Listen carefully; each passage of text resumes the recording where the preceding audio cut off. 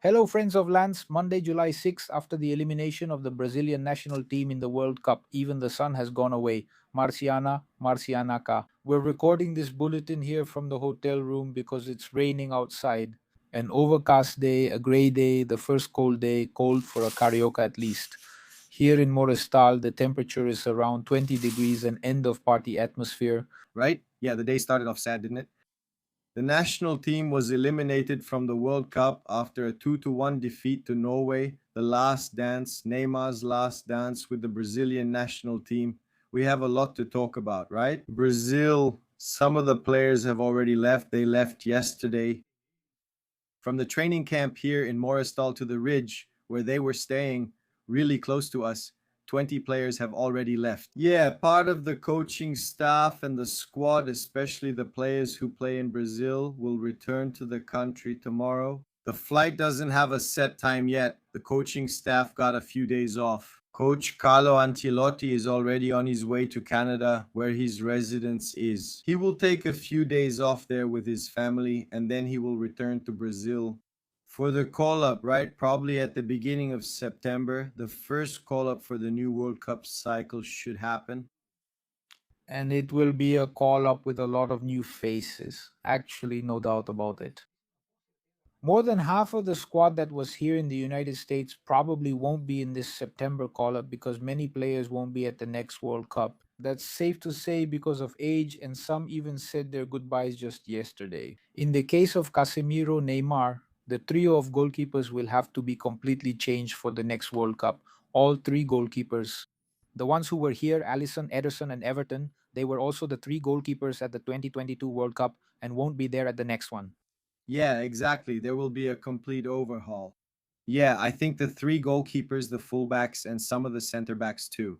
Yeah, our pair of defensive midfielders will hardly return either, Casemiro and Fabinho. Ancelotti will have to look for, yeah, new options. Neymar is out, yeah. I think the bright spot for us is in attack because we have three players who are very young and have great potential to grow. Hendrik, for example, comes out of the World Cup on a low note, no matter how much people like him. For me, he is disappointing. His performance in yesterday's game, that missed goal. For me, for everything that was expected of him, for everything that was asked of him, the fans asking, the outcry for Hendrik to come in.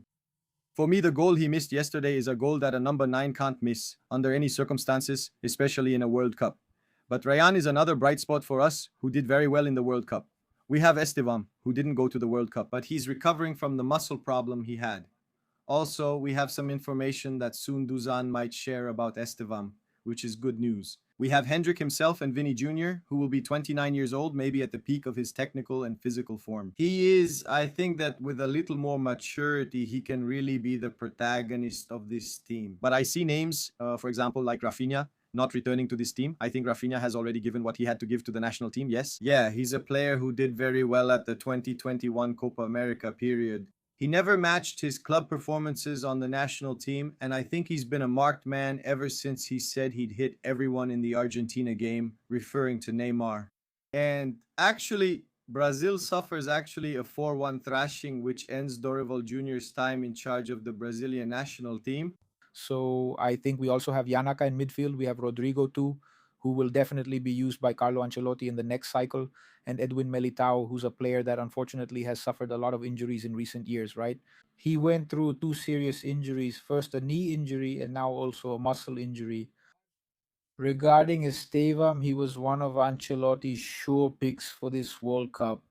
Ancelotti called up Estevam for the World Cup last year in an interview he gave. If I'm not mistaken, it was for Record TV, yeah. And what ended up happening was that Estevam, well, suffered that muscle tear and was left out. But we heard from people on Estevam's staff that he would already be fit, maybe even able to play in this World Cup, okay? That he would be running more than mais do que According to the data they gave us, 30 km per year. exactly. He would have been fit, for example, to play yesterday's match against Norway. And then we ask, obviously, there are a lot of things to take into consideration.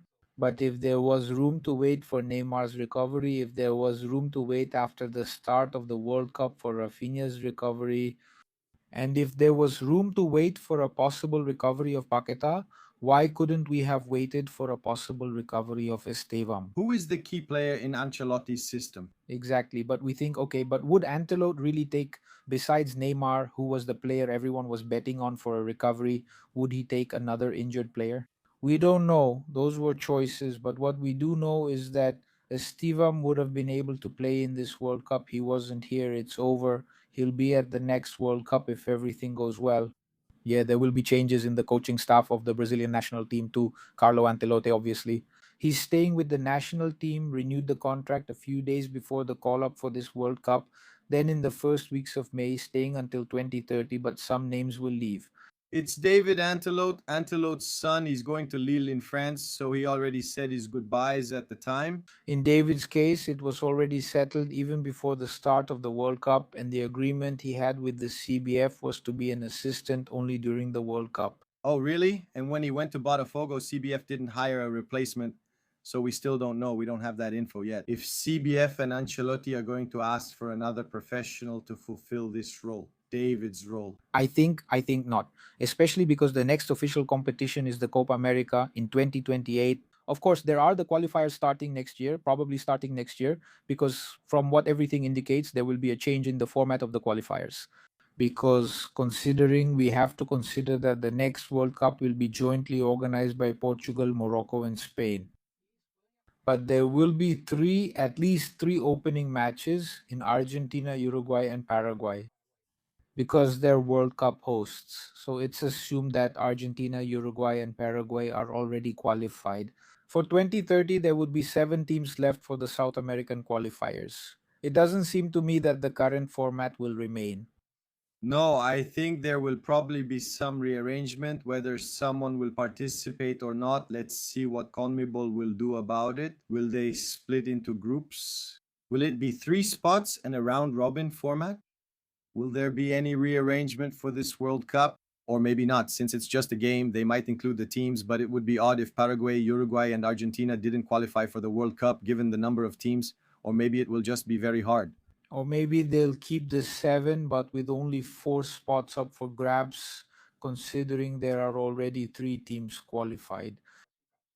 In the coaching staff as well, the goalkeeping coach Tafarel will most likely leave the coaching staff. It's not decided yet, but it's worth remembering that Tafarel has been there since 2014. He was hired by Dunga after the 7-1 loss. When Dunga took over in September 2014, he was hired to be the goalkeeping coach. At that time, he stayed in the role until the end of the 2022 World Cup. He left with Tait in 2022. In 2023, he was away, but he came back with Dorival and stayed until now. Tafarel should also be leaving. That's it, right?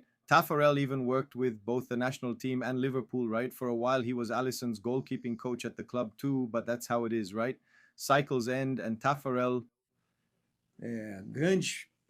great achievements and work for the Brazilian national team.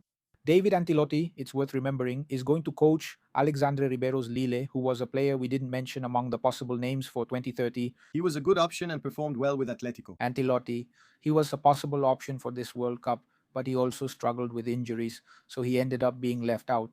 But now he'll be working with the son of the man, and who knows, maybe he'll start or restart his journey with the Brazilian national team. Just a reminder, the Brazilian delegation returns this Tuesday to Brazil.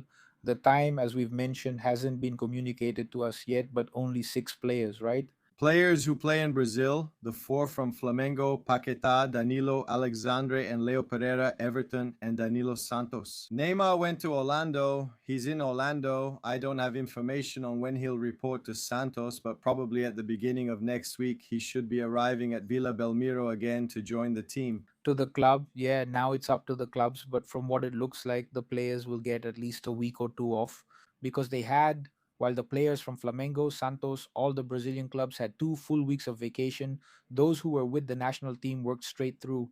Now they're going to have the well deserved rest for the remainder of the World Cup.